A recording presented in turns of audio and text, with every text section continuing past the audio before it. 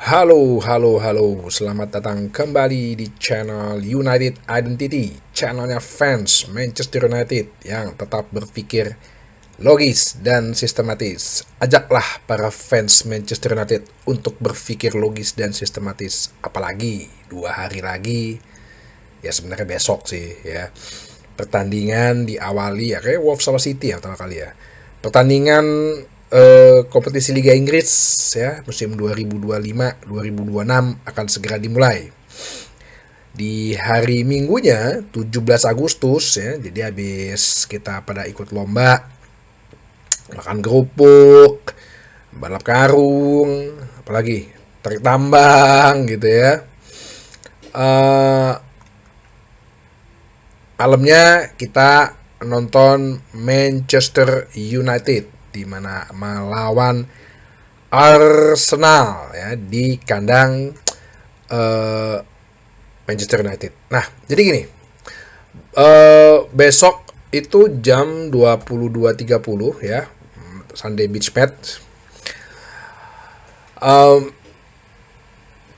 Manchester United akan menjamu dan akan menjadi pertandingan pertama. Gue nanti akan kasih, ya paling besok lah ya, gue kasih preview untuk Manchester United melawan Arsenal yang pastinya nanti akan gue coba kasih ya gambaran lah ya, khususnya sih untuk pertandingan melawan Arsenal. Cuman ada beberapa berita dulu ya yang mau gue coba sampaikan. Yang pertama, jadi ini berdasarkan, ya sebenarnya nggak begitu meyakinkan sih sumbernya, Samuel Luckhurst dari Manchester Evening News berkata bahwa ada apa ya, bukan keinginan, ada pemikiran gitu ya, mungkin ada opsi gitu ya, bahwa mungkin Manchester United tidak akan membeli Carlos Baleba itu di musim ini. Kemungkinan maunya bisanya mungkin musim depan ya. Itu menurut Samuel Luckhurst. Nah, ini agak gua bikin pertanyaan. Pertama ya, kita kan dapat sponsor baru nih, dapat duit. Kalau emang misalnya duitnya pas-pasan pun ya beli aja. Kalau ibarat kata ya, kalau misalnya kita keluar negeri gitu ya, ada lihat barang tuh mahal gitu ya, jalan-jalan gitu misalnya. Atau jangan di luar negeri, di sini juga.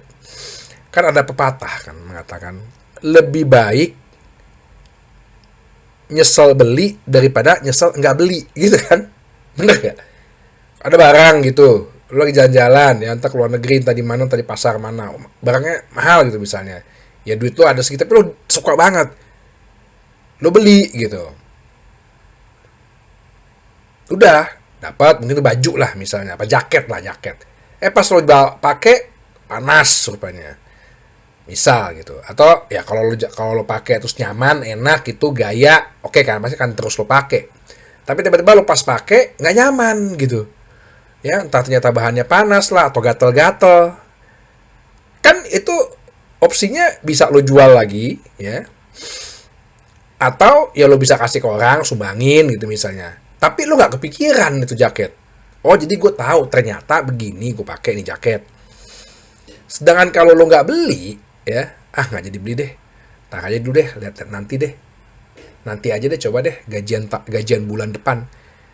Lo balik ke pasar itu ya, kalau di Indonesia mungkin masih bisa balik lagi ya. Kalau di luar negeri kan bisa lo jalan-jalan kan udah nggak bisa balik lagi ke situ. Mungkin bisa balik lagi tahun depan atau bulan depan. Ya pas lo balik lagi udah nggak ada barangnya. Lebih nyesel gak lo? Lebih nyesel lagi kalau tiba-tiba pas lo tahu ternyata jaketnya itu tren dipakai para selebritis gitu misalnya. Nah itu loh, prinsip-prinsip sederhana itu kan kadang-kadang bisa sebetulnya dipraktekkan dalam bisnis, apalagi industri sepak bola. Lebih baik lu beli sekarang, lu nyesel, daripada lu nggak beli, ntar nyesel. Kita nggak tahu, nggak dibeli, kita nggak beli, tahan tahun depan deh. Tiba-tiba ditikung Madrid, ayo. Tiba-tiba ditikung Bayern Munchen gitu misalnya, atau tiba-tiba ditikung sama Chelsea, kan lu nggak tahu. Kita nggak tahu. Tiba-tiba ditikung Newcastle gitu, bahas dendam dia. Kalaupun kalaupun misalnya mau ditahan sampai musim depan, lo udah ada pre-kontrak dulu nih, setidaknya secara personal ya, kayak kejadian Madrid sama Trent Alexander lah, sama TAA lah, lo udah pre-kontrak dulu ya, at least udah kasih lo fee dulu gajinya, fee yang usah, bukan fee transfer sih, fee ke agen lah. Nih ya, gue kasih dulu loh 5%. Tapi lu jamin dia harus tahun depan ke gua. Masalah harga ya udah, ntar gua komunikasi atau sama Brighton, atau lo udah komunikasi langsung dengan si pihak klub. Oke, ini gue beli ya. Kayak siapa ya yang begitu ya? Gue lupa. Coba kalau kasih kolom komen ya, yang pemain kayak begitu deh. Jadi gue ada perjanjian sama Brighton, misal, oke ini gue bayar dulu nih 60 juta gitu, 50 juta, tapi dia 80 ya, apa 90 juta ya, jangan 110 dong, 90 juta deh, gue bayar dulu deh 60 juta, bulan depan, tahun depan baru join. Nah, kalau kayak gitu, kita udah bisa ngiket. Karena kenapa? Kalau dibilang kita tunggu sampai tahun depan, kita nggak tahu loh tahun depan apa yang terjadi.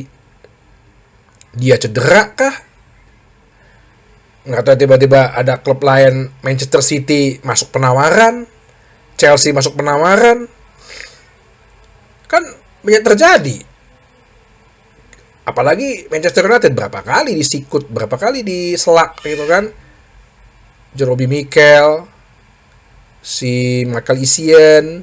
Nah, jadi ya gua sih agak sedikit ragu juga dengan berita ini, karena di satu sisi dari Calcio Mercato ya, yang Calcio Mercato itu tabloid olahraga Italia, itu mengatakan bahwa udah ada agreement sebenarnya dengan antara Brighton dengan Manchester United terhadap Carlos Baleba dengan angka di 112 juta euro ya. Kalau 112 juta euro tuh kalau di poundin sekitar 90 juta pound. Nah, ini ada dua sumber berita yang kita masih belum tahu ya. Terakhir sih Jumat 2 minggu lalu ya, yang tiba-tiba hari Sabtunya ini ya, Here we go Brian Bumo ya. Nah, mungkinkah besok akan ada Here we go Carlos Baleba? Kita tunggu aja. Sepertinya sih Manchester United sih memang ya menutup segala macam akses informasi gitu supaya nggak terlalu kesebarnya. Kemarin tiga ini kan Sesko, Q-nya Mbumo, ini kan nggak ada beritanya sama sekali kan. Jadi kita tunggu aja apakah besok hari Sabtu ada Here we go. Satu berita mengenai Sancho, kemarin udah gue bilang bahwa ada penawaran. Ternyata kemarin AS Roma sudah memberikan penawaran sebesar 20 juta pound. Tapi mereka terbuka juga untuk opsi loan dengan obligation to buy ya. Kalau ini kayaknya udah ke Chelsea-Chelsean nih kayak strateginya nih, pinjem tiba-tiba mau obligation to buy. Bahkan waktu itu udah obligation to buy ya, bukan option to buy ya. Nggak jadi, bikin denda 5 juta doang ya. 5 juta ketutup kemarin sama hadiah mereka menang World Club. Lebih baik jual aja sih. Udah 20 juta lumayan, tapi semuanya ini katanya bergantung pada pihak Sancho sendiri. Si pejuang kebebasan bangke itu kan nggak mau turun gaji, udah masih serasa siapa sih ngasih ide 350 ribu kasih ke Sancho. Aduh, nggak ngerti gue. Tapi emang ada sih kalau dalam dunia profesional, dunia karyawan, ada yang tiba-tiba bisa nego gaji loh. Ini anak baru masuk gajinya 2 kali lipat dari gue, ya udah hidupnya nyaman aja gitu, bodo amat, yang penting gue at least target nyampe gitu sesuai yang saya harapkan, tapi nggak bisa ngebantu tim juga. Nah ini juga nih ya, Sancho mungkin tipe-tipe kayak begitu nih. Oke, satu lagi tambahan, ternyata ada satu lagi official partner Manchester United, cuman gue nggak enak nih ngomongnya, gue agak-agak anti sebenarnya sih. Agak-agak anti mengenai hal ini gitu ya. Ternyata official partnernya itu adalah Parimatch ya.